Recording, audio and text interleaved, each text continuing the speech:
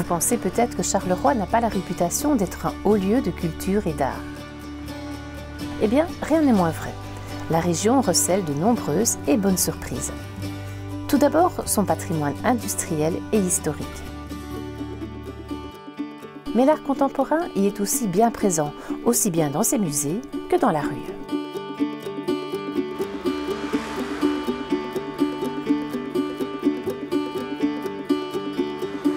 La capitale du Pays Noir, c'est aussi le berceau de la bande dessinée.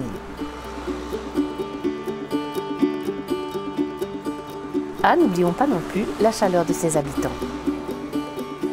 Aujourd'hui, je vous invite à y découvrir quelques lieux à la fois culturels, mais surtout spirituels. Commençons par la basilique Saint-Christophe. Située en face du beffroi de l'hôtel de ville, qui lui-même est inscrit au patrimoine mondial de l'UNESCO, la basilique impressionne par ses dimensions. Mais le plus remarquable dans cet édifice est sans doute la céramique derrière le chœur. Celle-ci fait plus de 200 mètres carrés. Réalisée par le peintre et poète Jean Ranzy, fin des années 50, elle est composée de millions de petits blocs de verre colorés posés sur un arrière-plan de feuilles d'or. L'ensemble évoque l'Apocalypse selon saint Jean.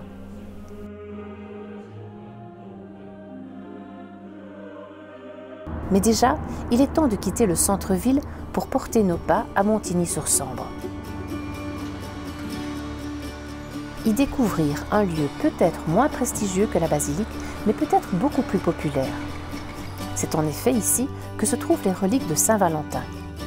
Oui, celui qu'il ne faut pas oublier le 14 février, le patron des amoureux. Pour ceux qui le connaîtraient mal, petit rappel historique. À Rome, au IIIe siècle, Valentin était un prêtre qui célébrait illégalement des mariages. En effet, à cette époque, ceux-ci étaient interdits par l'empereur Claudius.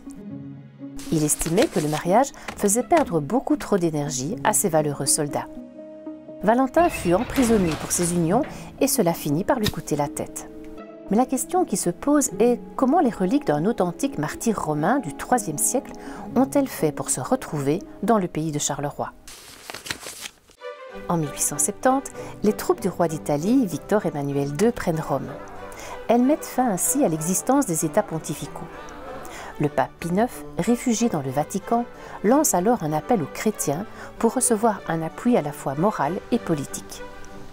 À cette époque, Léopold Chapuis, le curé de Montigny-sur-Sambre, lance un mouvement de soutien au pape. Il organisera entre autres des pèlerinages dans la région, mais aussi à l'étranger. Et pour le remercier de ce dévouement, Pie IX lui enverra les reliques du saint. Saint Valentin, qui était un saint peu connu, était essentiellement invoqué contre les ulcères et les rhumatismes. Qui aurait pu imaginer sa popularité actuelle comme le patron des amoureux?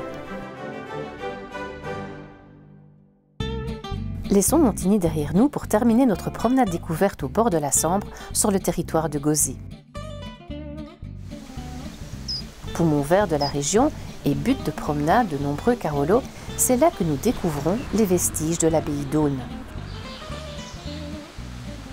Les origines de cette abbaye cistercienne apparaissent dès le 7e siècle. Elle fut florissante jusqu'en 1794. 1794 où les religieux durent fuir devant l'arrivée des révolutionnaires français. Les troupes pillèrent l'abbaye pendant plusieurs jours avant de l'incendier avec sa bibliothèque. Plus tard, une partie des bâtiments furent transformés en hospices. Le reste fut démantelé et vendu. Lieu de calme et de promenade, les vestiges de l'abbaye que nous connaissons aujourd'hui sont classés au patrimoine majeur de Wallonie.